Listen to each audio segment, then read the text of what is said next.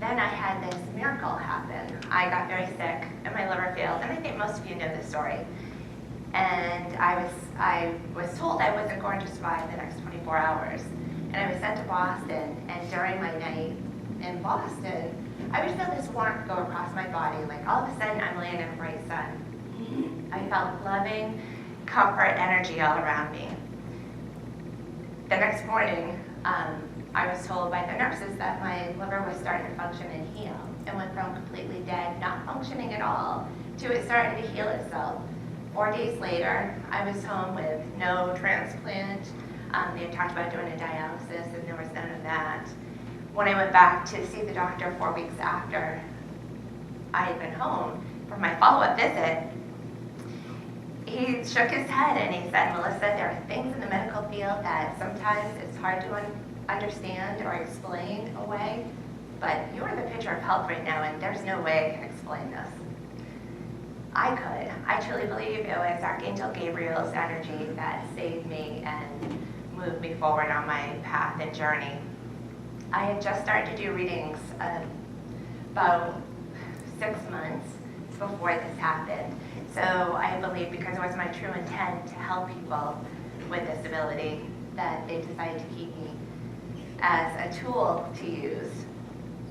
So that's one of my angel experiences. I have another very powerful one. I have a friend that actually is a pilot and flies for Angel Connection. And I don't, Angel Flight, sorry. Angel Connection, that's me. Angel Flight takes cancer patients to Boston. A lot of them can't make the 4-hour trip or financial reasons. So he asked me to go along and spend the day, because this particular cancer patient was going to have a day-long's worth of treatments. And it was kind of interesting, because I was like, yes, I love to fly. And this is the plane that we flew in. So it's just this little, I don't know, is it a Cessna, Louis? It's a little plane. Only 4 people can fit in it.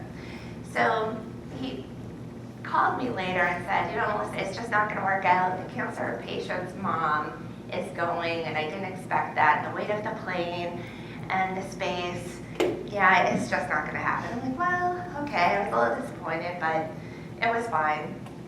Then a couple days later, he calls me again. He said, I was thinking about it.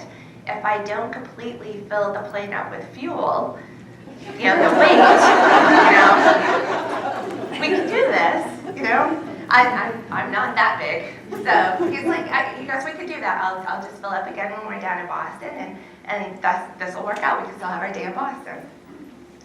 So we go to Boston, and I had this wonderful conversation with a cancer patient, and I was able to do a reading for her and do some Reiki, and I really felt like we connected, and I hope that I gave her some hope and maybe helped her have faith in the process. So she goes for her treatments, and my friend and I, we have a wonderful day in Boston. We go to the aquarium, and we wander around, we go to Cheers for lunch, and he gets the call that she's ready to go back. So we head back, and we go back to the plane, and we get in the plane, and he's doing his preparations to get ready for takeoff, and all of a sudden I get this, there's something very wrong feeling in my stomach, to the point where it's like, uh-oh, this is not good. So instead of saying anything, I check in with my people, my angels, my guides, and I said, what's up? What's wrong? And I heard, don't worry, you're going to be fine. And I trusted, and I didn't say anything. And as he starts to get in line to taxi, one of the airport crew pulls him over and tells him that one of the tires is slack on the plane. So he said, we really recommend that you fill that up before you take off. So I'm like, well, maybe that was it. So we pull over, he fills the tire up, we get back in line, ready to go again. And again, this gut-wrenching, there is something wrong. So again, I asked my guides and my angels, what's up? Is there something, do we need to not fly? What's going on? And again, I heard, Melissa, don't worry about it. You're going to be fine. So my friend we put on our headphones, and he plays music, and it's wonderful. And as we take off, we can see these really black clouds behind us. Off to that side, it was completely black. So we're flying, and I'm thinking, well, maybe it's the storm. Maybe the storm is the reason why I had problems with my stomach. And all of a sudden, the clouds broke, and the most gorgeous, glorious sunset you could possibly imagine. These pictures just do not do it justice. It was beautiful. It broke through the clouds, and I really felt like I was among the divine. I'm up there floating, I'm listening to some wonderful music. I took videos actually with a little flip cam that I have, and they're just absolutely stunning pictures. And so we get back, and he lands, and we help the cancer patient to her car, and her mom drives them away. And my friend turns and looks at me, and he goes, "Melissa, we gotta go look at the plane, there's something wrong." And I said, "There is?" I said, "Well, it's weird. Before we took off, I had a really bad feeling that there was something wrong with the plane." And he said, "Yeah." He said, "At about 600 feet, it backfired." He said, "We lost a lot of power. It still continued to climb, so I kept going." He said, "But honestly, I thought for sure we were going to have to make an emergency landing. I kept an eye on all the airports coming back." So we went and looked at the plane, and we opened up the front there, where there's the hood there. Opened it up, and there's a big hole in the exhaust. And he said, "Wow, it's a good thing that wasn't close to the gas line." You guys can all imagine. Bits and pieces everywhere. So, very thankful, very grateful. Thank you, my guides and angels, for watching out for us. So the next morning, I get a call from my friend, and he said, "Melissa," and I quote, "I am so glad that you and your angels were with us yesterday." And I said, "Why?"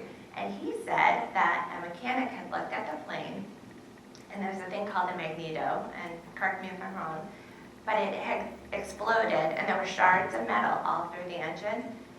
And the mechanic said to my friend, "There is no way this plane made it from Boston to Bangor. It's not possible. This plane should not have ever made it more than, a few miles at the most."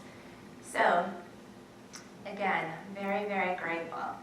My friend came over, and we were looking at our Boston pictures. And these are some of the pictures of the sunset. And then this one struck us. And if you look up to the upper left-hand corner, and this is a very faint picture on the screen, but there's something up here in the corner. You can I see part of a face, like kind of a mouth. My friend sees where there's the dark spot, and I don't know if I could reach over and point. Right here. He said, "Melissa, look, there's an angel flying." More proof that the angels are with us and always around us. But this sunset was just absolutely stunning. And the presence of the divine that I felt left me no doubt that it was the angels that carried that plane and landed us safely in Bangor, Maine. So that was just another story that I wanted to share with you. I have so many angel stories, and there's going to be plenty more of these events because I have all kinds of stories to tell.